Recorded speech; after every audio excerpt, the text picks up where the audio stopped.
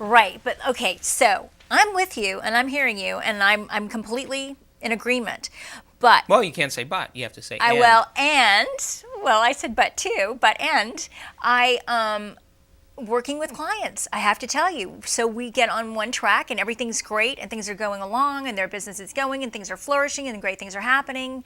And all of a sudden there'll be something that comes in the little back door, whether it be the chaotic relationship or the saving someone, or somehow the body sneaks in and needs a chemical hit somewhere else. It needs that chemical hit in another situation. So the body, in my opinion, says, we got to get that person, we'll just say Jeff, for example, to have that old chemical hit we're used to. Now, he's doing so great in his career area right now, but if we just sneak that girl in over there who's a little crazy and a little chaotic, it'll give him a chemical hit that he needs in order to get satisfied. So then that little chemical hit comes in, and then the thoughts go to that chemical hit, or the chemical hit produced because of the thoughts, right? And then that person starts having that frontal lobe focus with that being their thought.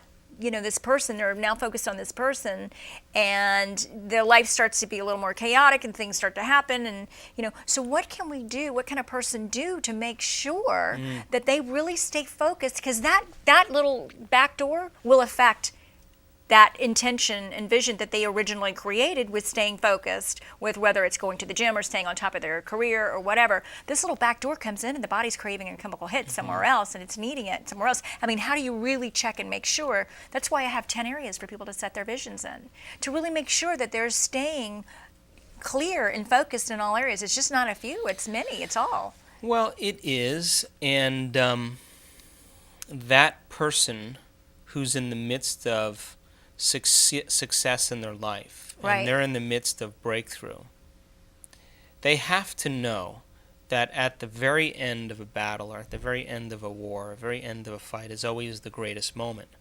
So I call it spinning plates.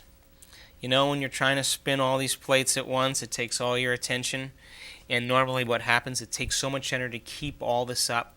A lot of people spin plates because they're running from some feeling that they haven't addressed. Oh, this is good. This is important. So, give me an example. okay, it's a simple thing. So, and this is the basis of my second book, but when we live with strong emotional addictions, or afflictive emotional states, or destructive emotions, or whatever we want to call them, there's always a gap between the way we appear and the way we really feel and the way we really are. And the way we appear is what we use in terms of people in our life, places and things and identity. We develop our identity with a relationship in the environment. So I know this person, so it makes me important. I do these things that makes me look this way. I own these things. I go to these places, and and I have these experiences, and all my experiences are giving me enough feedback to tell me who I think I am. Okay. But the truth is, there's this underlying feeling. We're doing all these things because there's a feeling that we never really address, okay? Okay. Now, so give an example. I always like to have examples. Okay, so here's an example. So, a person is raised in a household where the parent is an alcoholic. Okay. And there's abuse with the child. Father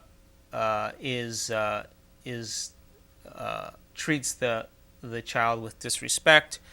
The child has enough experiences to remember the feeling of being completely unworthy. Now, that's good. That feeling is the result of the experiences that were related to the child's relationship with the father. Now, that ultimately becomes a subconscious feeling that's separate from the conscious mind. It's memorized and it's recorded in the body and it's unconscious. Now, that feeling of unworthiness is down here. Okay. But the kid is loved by his mother and nurtured by his mother and has a good sense of commitment, a good sense of follow-through, a good sense of intellect. He's provided an environment by his mother to explore genius ideas. And so the kid becomes, through his education, a wealthy kid.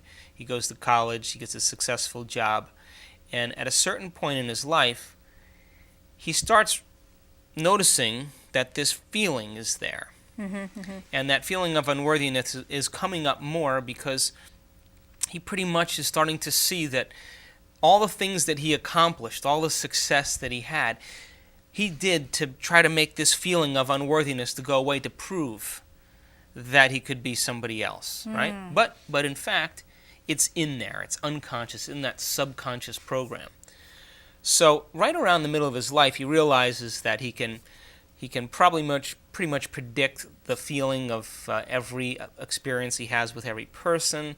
He has a lot of emotional agreements with different people that he thinks that keep this person up here, remembering who he is. He's a successful business person. He knows these people. He goes to these places, and all of that, he realizes somewhere in his midlife, isn't bringing him joy anymore. Right. It doesn't work because it's separate from him. And this feeling is starting to nudge him. And I usually say that's when the soul starts to emerge. That's when it says, hey, pay attention. Newsflash, if you don't take care of this feeling, we're going to be in big trouble here. Now, the person who then, in your example, has all his things in place, right? Right. But he's got this feeling that's starting to bother him. Now, what most people do is they do exactly what your example did. They get into the affair, or they meet a new person to have a new experience to take away this feeling, right? Right. They buy the sports car. They join the social club, and they go golfing with these new people that are more important than the old friends. They're doing something. They buy the new house. They go on vacation. They do something to try to make this feeling go away. Right. But you see, it doesn't work. I can think of a person that you're exactly giving a description of. Yeah, but it never works. Right. No, because it doesn't. What happens is that the next morning they wake up and they're still the same person, and that feeling's still there. Right. So to answer your question, that person can't go for the sports car. They can't go for those things, because if they are, they're using things and people to try to give them joy, and of course that never works. It's not the law.